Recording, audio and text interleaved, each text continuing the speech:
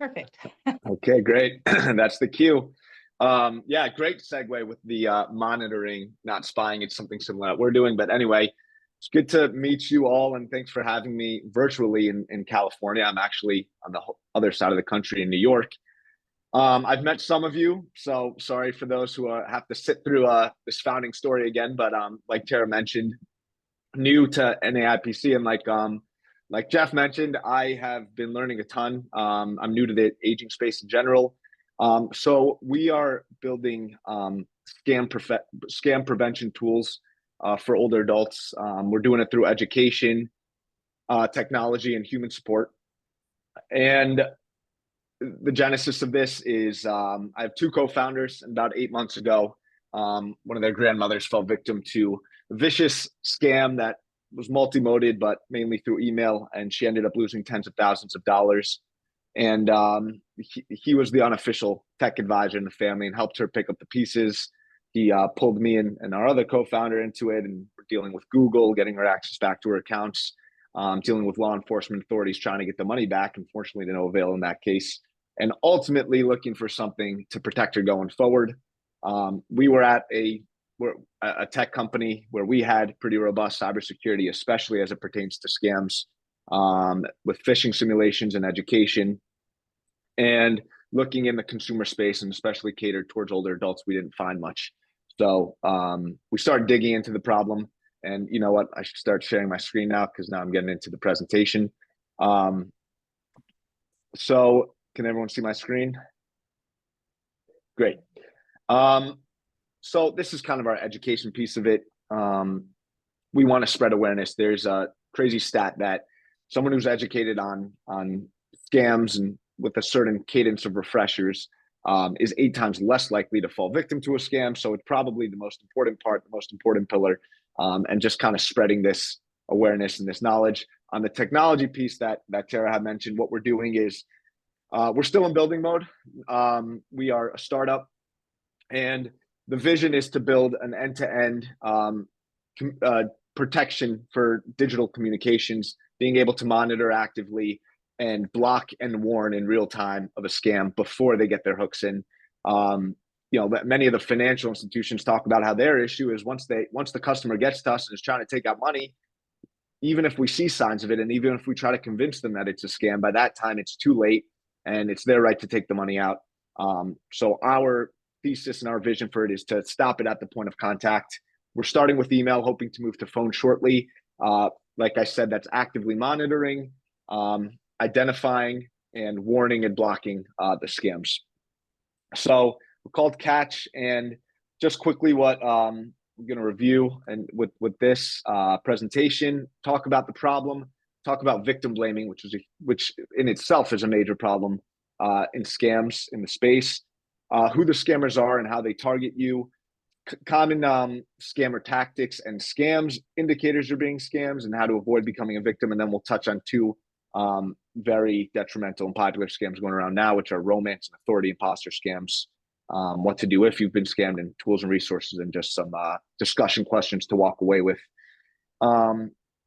So getting into it, the problem. I hadn't realized this until starting to dig into it, about how big a problem it is and how fast it's growing. And one of the problems is that there's a lack of data, and that's because of underreporting. And we'll get to that in the next slide, but that's mainly due to victim blaming. But last year, the reported number for American dollars lost is 10.3 billion. And as you can see here, for victims over the age of 65, it's in the 3.1 billion range. But it is growing at an alarmingly fast rate. The 2023 numbers aren't out yet. At least I haven't had them yet. But just looking at the 5-year trend, it is growing, and it's growing quickly.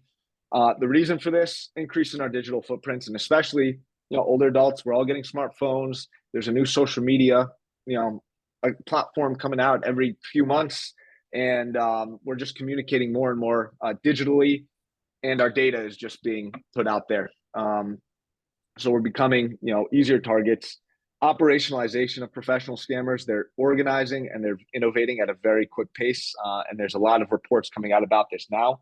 And then the rise of AI, which we've all heard about, and the use of AI powered scams and what they're able to do that in terms of their manipulation and trickery and how effective that has been. So that's seems to be what the cause is for it going steeply up and to the right. Our goal as an organization, our mission is to start to see that going down, down and to the right. And older adults, right? Why am I in NAIPC, and why is it important for you guys who are in the industry and dealing with this population to just be aware of it? Stored wealth, right? Which we know they have the money. Scammers want the money, and generally they're less experienced with technology in today's communication channels. Scams in the news. Everyone here has probably started to see it. It's starting to be talked about more due to the rise of it, and more people having experience with it. The PayPal email, for instance, we've seen that a lot, just given that we're specifically right now in the email space. Andy Cohen, who's a famous talk show host, he came forward and went public about being scammed out of a couple $100,000. And then this cut article by Charlotte, what's her last name? Cowles, which I think started to go viral, right? She's a financial journalist, and she talks about her scam experience and losing $50,000. And White House scientists. So anyway, it's starting to be talked about. It's in the news. There's actually a movie, a blockbuster Hollywood movie that came out recently. Jason Statham is the star of an action movie where the villain is a cyber scammer. So it's good because people are starting to talk about it, and awareness is starting to rise. But why is it so underreported? There's a huge victim blaming and victim shaming issue in the scam space. Why does it exist? I mean, scams have been, scams aren't new, right? Cyber scams are starting to rise, but there's a stigma about scams and the trickery and it being within our control, which means if someone else did it, they must have made a mistake, and how could they be so gullible, and how could they fall for it? But it's important to know, and especially with the rise of AI-powered scams, that it's not necessarily in our control and in the victim's control. And even if they had done everything to prepare, they're being attacked just like any other attack, a physical attack or another type of cybersecurity attack or identity theft or even disease. They're being attacked, and it's important not to blame them, but to blame the perpetrator, and for them to only be understanding, patient, have no resentment. And why is it such a problem today? And why does it cause the underreporting? It's because a person falls victim. Because of the victim shaming stigma and culture, they feel ashamed, and so they don't report it, and so other people aren't aware, and then more people fall victim. So that in itself is a huge problem and something that needs to change. Who are the scammers? This is another thing that I was completely naive to. I kind of pictured it as these one-off attackers, a hacker in someone's basement. No, these are very large and professional organizations. Many times they're masked by legitimate businesses. They have offices, they have sales forces, HR departments, commissions, benefits. Someone actually got their hands on one of their manuals. It's 80 pages. That's just full of psychological manipulation tactics and pickup lines, and how to get the money, what are different ways to get the money, what are different scenarios, and how to react and what to say. Typically, they're in places like India, South Africa, and Nigeria. You're also seeing it more. You're seeing these scam labor camps. So victims on the other side, it's people that are tricked into going to a certain location. Maybe they're promised a job or something in Southeast Asia. Typically people who are well-versed in English, both verbally and written, and they then get kidnapped and human trafficked and brought to a scam labor camp and are forced to carry out these scams 16 hours a day and are tortured. And that's part of the organization and how the criminals are growing their network of this, as well as utilizing AI and innovating, building AI on their own. So just important to be aware of who's on the other side of this. How do they target you? We all know this through the major communication channels, and that's why our digital footprints have caused everyone to be, it has caused it to be a bigger threat today. Email, phone, text, social media, dating sites. Those are the main channels that people are attacked by, and all modes of communication are a threat, which is important to know. And what do they want? This is kind of obvious. Ultimately, they want your money. it's really about the different ways that they get it. So they'd like the money fast as possible. So through a direct transfer, it might be through an unconventional method like cryptocurrency, or even gift cards, which are untraceable. Which again, it might sound funny, but when someone is in that state of mind and are being manipulated, they do go through those types of things. The other thing is personal information. Again, we know that's floating around, but they'll have certain tactics to get your personal information or get you to click on a link or some kind of malware to be able to get access to certain accounts. So that's ultimately what their goal is in these interactions.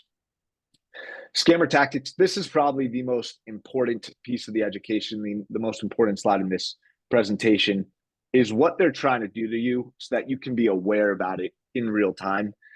First, they're trying to bring your guard down, and they do that by impersonating somebody, whether it's an authority, representative of an organization, maybe one that you belong to, maybe it's your bank, maybe it's a technology service that you use, or maybe it's an interested partner on places like dating sites. They want to build trust with you, and many times they'll try to shame your behavior to lower your status and put them up on a pedestal and say, I'm here to help you, and try to build that trust so that you look at them differently. So it's very manipulative. They know what they're doing. They're professionals at it. So it's important to be super aware of that. And for for everyone to be super aware of that. They then create a sense of urgency.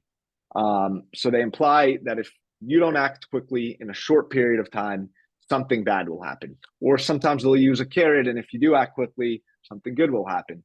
But they're always trying to create a sense of urgency, because that way you can't think clearly. That way all you have in your head is alarm bells, and you're trying to figure out how to fix it. And they're there to fix it with you.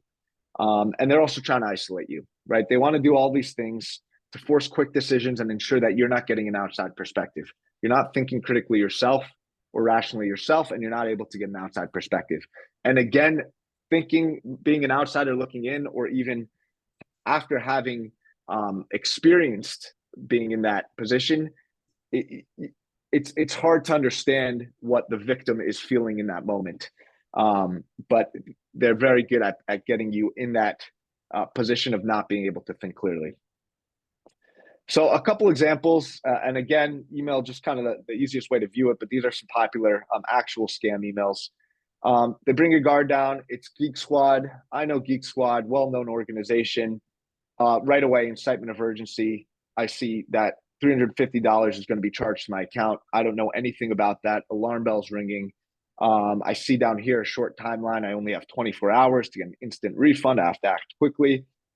They want you to call this number, because when you call that number, now you are the one who is reaching out directly as far as you're concerned. And now you're speaking to a trusted person from an organization that you recognize. They don't want you to see that this isn't a business domain and they're sending a business email. So they do things like spoofing. They try to change the first names of the email. But these are just some red flags to look for. And so it's just important to be skeptical, suspicious, and when in doubt, maybe you do have a Geek Squad subscription. Maybe it is real. How do you determine that? You go to their website, you ensure that's their website, and you find their actual number and reach out directly. Same thing, just another example with Amazon. You'll see the same thing, incitement of urgency. In this case, suspension of the account. I'm not going to be able to get access to my account, but I use my Amazon account all the time. This is a huge problem. They'll try to have you click on a link without thinking clearly, provide a short timeline again, and swaying your eyes away from it not being a business domain. Again, just tactics to make you move quick and not think clearly. Some common scams, we've probably heard of some of these. So tech support scams are very common. I think that was the most common scam from last year, from 2022, in which case they're either calling you, maybe sending an email to get you to call them. Maybe there's a pop-up on a website that you're having issues with your computer. Maybe you have a virus and you need some support. And then they are either get you to give them access to their computer, or they charge hefty fees for work that actually isn't required. So that's a very common one. They'll impersonate large organizations, Microsoft, Apple, maybe even Amazon. Investment or pig butchering scams. They might impersonate someone from a financial organization or a romantic partner that has this great, incredible investment with high returns, little to no risk, and they'll have you either go to a browser, some type of account, whether it's installing on your phone or going to a browser, and you'll start to put money in, and you'll see returns, and you'll continue to put money in, and they're building a relationship with you. You might take a loan out to put more money in. And then ultimately you'll go to it one day and it'll all be gone and disappear. That's also one of the most detrimental because that causes the most losses per victim. Grandchild scam is one that's been going around, and this is where they typically use an AI generated voice to impersonate a loved one, usually a child or grandchild, saying that they're in trouble. They need money immediately. Please don't tell anyone else. I'm embarrassed. Maybe they're in the hospital. Maybe they got in a car accident, having legal troubles. Another very, very common one. And then romance scams, which are probably the most damaging, just given the emotional trauma as well as the financial damage. And that's when, typically starting through a dating site or some type of other form of communication like WhatsApp, they'll start a romantic relationship, be very quick to declare love. We'll go over some of those signs in a couple slides, and then they'll have some kind of emergency where they need money. They have money, but don't have access to it right now. Another common one, and especially one targeting older adults who, very often have issues with isolation as well, and who are seeking companionship. Phone calls and the power of AI and how they're starting to use it. We can send this around afterwards for people who want to see, but it's just a couple examples of AI generated voices and deep fakes. And I'm sure people have already seen this today, that what is being done with today's technology in terms of creating fake videos. And the real danger of this is that it used to be a telltale sign when, especially for a romance scam or any type of relationship scam, when the person on the other end wouldn't video chat. But now they're able to video chat. And it's becoming a big problem in the kids space, the children's space as well, with the sextortion cases. They're able to change their image and their voice and make it look very real. So they could do it with videos or with video chat. So it's important to be aware of that and how that is continuing to evolve on the AI front. And then caller ID spoofing also. That was noted in Charlotte's story, how she picked up a phone call from Amazon. It said Amazon. In other cases, it might be a phone call from your bank. On the screen, it will say it's your bank. And so you're a little less suspecting when you see it. So it's important to know that just because it says an organization's name, it does not mean that's the actual organization. And again, they are good at impersonating them. So it's important to be aware of that. So some of the indicators, like we talked about already, it's calling from out of the blue, incitement of urgency right away. That's a giveaway. Is it real? Maybe, but you need to verify directly and not just because they're saying it to you. Request for money or an unusual payment method won't appear on camera, but again, that one's starting to evolve. So not necessarily a sign anymore. They're trying to isolate you and request for multi-factor authentication codes. The isolation is also very important. Again, they're good at it. I don't know if people have read Charlotte Cowell's story, but I would recommend it because she goes the step-by-step of her entire experience, and even being skeptical and asking them, is this a scam? Is this a scam? Still went through the motions, felt out of control in doing it, and didn't even talk to her husband about it. I like to think about it like a pre-response checklist, like a pilot who's flying a plane. When you feel any type of suspicion, skepticism, go through the checklist. If something seems off, you don't fly. And always the solution is to speak to someone you trust, speak to someone you know, take the time to do it, and reach out to the organization directly if you need to. Just generally to avoid becoming a victim. So it's this education, right? And being aware and up to date on common scam tactics, the technology, and common scams.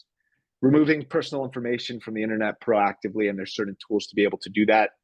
Always just being skeptical of incoming communication, especially when it's not expected, and avoid clicking on links and attachments, especially when you don't know the sender.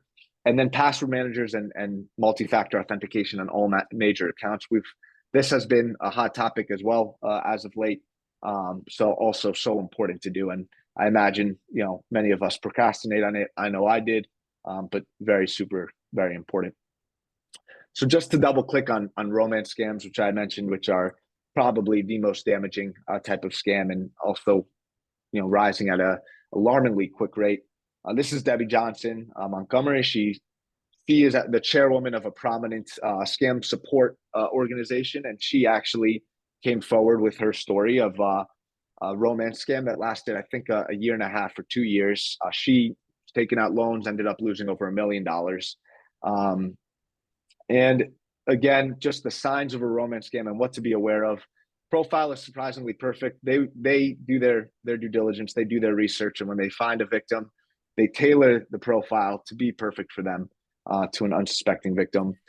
They're not able to meet in person. That one they haven't figured out yet. So either they're stuck abroad, they're in the military, international business, refuse to video chat or constantly cancel. But again, they're now just starting to be able to do that sometimes. There's limited information about them online, quick to declare their love, and slowly begin to request money or personal information with a promise to pay back. I have the money, I just don't have access to it. I promise I'll pay you back, and sandwich that request, which we'll see here with this. Let's get to the example. With this example where, there's a request for money, but very quickly try to screen that with promise to pay you back, this happily ever after scenario, which again, for someone who's isolated, for someone who's seeking companionship, it's extremely blinding and manipulative, and a declaration of love. And then impersonation scams. So those are the very common authorities that are impersonated, because it's scary to be approached by one of those organizations, especially as an older person, especially if you're an older person who's isolated. So the IRS, with the common fear tactic of unpaid taxes, or the carrot of big tax refund. All you have to do is XYZ. Local police, you broke the law, in danger of going to jail. Medicare, Medicaid, there's an urgent issue with your health insurance. They're one of the most impersonated organizations, especially during that renewal time. FBI, broke the law, someone stole your identity, which is what Charlotte's story was. I think it was the CIA though. And then banks, that there's an urgent issue with your account. Typically they'll need to verify your identity with an MFA code, and that by that time they're already in your account. The MFA code is the last blocker to them having full access to your account. A couple notes from Charlotte's story, which were telling. One of the things that they did to prove that they were an authority was have access to very private information, Social Security. They got access to it, and they used that as proof that here's how you know I'm in the government. They might have that anyway. That is not proof that they're an authority. They will also utilize multiple scammers. The first scammer you talk to might not be the one who actually asked for the money, right? So they might build trust, pass you on. They didn't even request money at that point. So again, they'll do this often. They might have 3 to 5 scammers in one case, in one scenario, and they'll attempt to isolate you. So when suspicious, do not engage, hang up, and contact them directly. And then another example here, many times they'll email, especially older adults, impersonating the IRS. So incitement of urgency, especially when it's, everyone wants to pay their taxes on time and be up to date on bills. So when you see this, alarm bells start to ring. What did I do wrong? It was my behavior. Now I'm feeling ashamed. I need to, work with this person who's helping me. So just extremely important to be aware of that. If you have been scammed, we can do everything, in our power to prepare. But if you have been scammed, number one, secure accounts. Maybe they haven't gone into something yet. They might be able to get access to it. Change passwords, set up MFAs if not already. Contact your financial institutions. Let them know that you either clicked on a link that you shouldn't have, or you're speaking to someone and they have your personal information, and let them know to beware of that. Report the scam to authorities, local police. There's first responders, which will be included in the resources, and then FBI and FTC. Spreading awareness, right? And that's a big problem today, is very few victims because of scam blaming, don't report and don't spread the awareness, and don't speak about their experience. But it's very, very important too if we want to see those numbers start to dip down. And watch out for follow-up scams. There's a misconception that once someone has fallen victim to a scam once, they're less likely to fall victim again because now they know. And it's actually the opposite. Their data gets tossed around by, the scamming organizations, and they target them even more because now they know that they're able to. And it's really about remembering that it might not be tomorrow, it might not be next week, it might not be next year, but it's just always being on alert, because they have this spray and pray model and they're just waiting for someone to be vulnerable. Tools and resources that we offer, and we won't go through it, but I'll share this afterwards.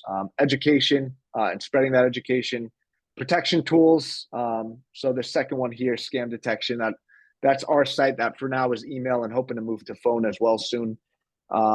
Reporting and recovery and support. So there are groups that do recovery. It's given a timeline, so definitely on my end, don't want to promise anything, but there are times when the money is able to be recovered, and those are experts at doing it. And then victim support groups as well, where we have a full list of that. And then just things to take away, things to keep in mind, and things that I think about is, why do we blame and shame scam victims, right? My theory is about what's in our realm of control, and why we allow ourselves to blame people because we feel it's in our control. And what can we do to change that? The most effective ways to educate and spread awareness. If everyone in the world got this type of education once a month, then I am positive the numbers would go down. But how can we really spread that, especially when people have a lot of things going on, and that's part of what makes us vulnerable. And then lastly, and this is the most important question to me, is that a big issue with the scams now in terms of our society is, and this is literally what we're teaching, is don't trust people, be skeptical of everything. And that's a sad society to live in, to not trust each other, and to be extremely distrustful. So how do we balance that distrust, or caution, I should say, with that trust, and openness with each other, which is just a much happier society to be in. And yeah, those are just some takeaways to think about. And yeah, that's it. Thanks for listening, and spread awareness, and happy to talk to anyone who wants to talk separately. But yeah, I'll put my info in the chat. Yeah, thank you. It's a great presentation. It's the second time I've heard it, and I still enjoyed it as much as I did the first time. So thank you. I know it's at the top of the hour, so if you all have other meetings and need to jump off, that's fine. But if you have questions and you want to unmute, please do so. But Uri, I do have a quick question on one of those slides. You said that you can remove your data from the internet. Can you give us maybe tips? Was it I saw anti something. Can you tell us how to do that? Yeah, it's an anti-data brokerage tool. Do we see this? You know what? I'm gonna add it to protection tools. It's actually something that we're adding to our own offering as well. But let me check to see if anyone else has it currently. And I can add that to the list of resources and follow up with that. That sounds good. It's interesting because I don't know if you all have ever Googled your own name, but I recently did it after your last presentation. I was shocked at my personal information that was out there about myself, about my 6-year-old daughter, about everything, and it's scary. So that's something that and it's updated so frequently. I recently moved. It already had my new address, my cell phone, everything. Wow. So there's data brokers is what they're called. That's basically their business. They collect the data and then they sell it usually to malicious actors or the ones who want to buy it. So there's a tool which I'll follow up on, anti-data brokerage. Basically, it allows you to search your exposed information and take it down on a certain cadence. Like you said, it's refreshed so much, so about once a month, and that's one of the things we'll be offering. But let me follow up on that. Great question. Uri, I had a really quick question. My dental health plan sent me a letter saying that they'd had a data breach back in May of 2023, but have only just sent the letter out to all of their members. Terrible. Yeah. And my information is out on the dark web with who Darth Vader, I don't know what it is. Yeah. Obi-Wan Yeah. Kenobi, someone help me. Yeah. What do I do? Yeah. So What does it mean? it's the securing your accounts, right? So password manager and MFAs, they can't, they're going to try to use it against you, but it's, they can't just take that information and then take your money. Right. But it does mean that they might use it to target you. And they might use that information against you, like some of the things I talked about in terms of the scam manipulation. But this anti-data brokerage tool also will allow you to remove that as well. And that's something that you sell? Is it a subscription model? Yeah, yes, it'll be a subscription model. We're hoping to release that in the next few weeks, but yeah, let me follow up with that. Okay, and will you send like an email out? Like how will you come Yes. back on to talk to us all about it? How will we get that info? I need help. Yeah, no, absolutely. I think, Tara, I'll work with you to kind of get that out, and make sure everyone's aware when we add that to the offering. Yeah, sure. And I can send you a list of everybody that registered for today. If Yeah. you'd like to Perfect. follow up with them. Yeah, thank you. Yeah, that was That'd be really perfect. really helpful and insightful to see what it's like from being a victim. That really gave me some food for thought. Thank you. Yeah, absolutely. Yeah, so I will All be in right. touch on that. It's a Well, really any- great presentation, Uri, and anything that we can do to help amplify, the stories around the risk, a big part of protecting yourself is just the amplification of what's out there, and all the ways that it's kind of evolving. And Melanie, change all your passwords, girl. You should be doing that once a year, at least.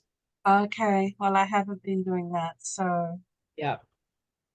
I'll get onto that. Absolutely. Thank you. And MFA. Don't Mhm. forget MFA, all accounts, financial, email, all What's communication. MFA? So multi-factor authentication. Oh, I have if- that already. Yeah, Okay, good. but Yeah, I and haven't. And never sharing it. Never No, sharing it. I just haven't updated passwords. Yeah, you should do at least annually. Okay. It's just it's almost like cleaning your gutters once a year. And Yeah. it's done, which is, Uri brought up the password management systems. That's where those come in really handy because it's a lot to manage all of the different passwords you have, but that's Yeah. kind of the low-hanging fruit to protect different accounts. Is there a password manager system that you recommend over another, Uri? I have a list there in the resources that like talks about 9. I mean, I think 1Password is good. I don't know, Vita, you might even have more information on password managers. I think that's a pretty popular one, but Yeah, I mean, it depends on, there's a lot of them out there. I mean, there was a really publicized breach last year of LastPass, which was the strongest password manager out there, which is frustrating. And then there's, there's Keeper out there, but it's not very user-friendly. Both Apple and Windows platforms have pretty good password management systems built in to the platforms. We were actually just talking about this. And so you can use what's built in. You just have to go through the process of updating those passwords, using the recommended, making sure you save them. If you don't trust that, they have great little password books on Amazon for like $12 that look like phone books where you can write them down, and find them easily. But yeah, I have that and I keep that in my safe. yeah. But I've just haven't been updating every year. Yeah. It's terrifying. I'm really concerned, not just for seniors, but oh my gosh, our teenagers, college kids with all this AI. I mean, how do you navigate through the noise of all of this? that's the scary thing. What Uri and his team are working on is just so compelling to me because it is it is just to turn up the volume, like recognize this is a risk kind of thing, so that you hit pause for a minute. It's a exactly good problem to solve. It's just something to take you out of that state, right? When they're trying to get the hooks in, right? And I think about Charlotte's story, and it's just like if she just got any kind of warning to think twice, like, maybe I should check with my husband. That's all. Slow down. Yeah. Yeah. Awful. Anyways, the first step is the education. So it's just being aware and on alert and spreading it. Well, in the last presentation, he spoke to our Sacramento chapter a couple of weeks ago and showed a video of President Obama that wasn't President Obama. It sounded like him. It looked like him. So after that presentation, actually, I told my husband and my mom, like, if anything like that happens, we have to have like a code word or a code question that only I'm going to know and we're going to know in case this ever happens to us. So we're going to come up with something that no one will ever figure out. Yes, exactly. Codes with family members has been helpful as well. Yeah. Gonna have that presentation. Thanks for reminding me. Or a question or something, some event that's happened in your family that nobody else knows about. Yeah. Yep, exactly. Fair idea. Exactly. Okay. Well, good luck with all your launch. I'm excited to see what you offer, and I'm gonna get my house in order. Absolutely. Yeah. Thanks, guys. I gotta run myself, All but right. thanks so much for having me. And Tara, we'll be in touch on future presentations. All right, sounds good. Thanks, everyone. See you next time. Thank you. Take Bye-bye. care. Bye, Chris. I'll come back to you with your email. Thank you, Tara, for having me. Really Yeah, enjoyed thank the you. conversation. Yeah, good to meet you. Bye-bye. Bye.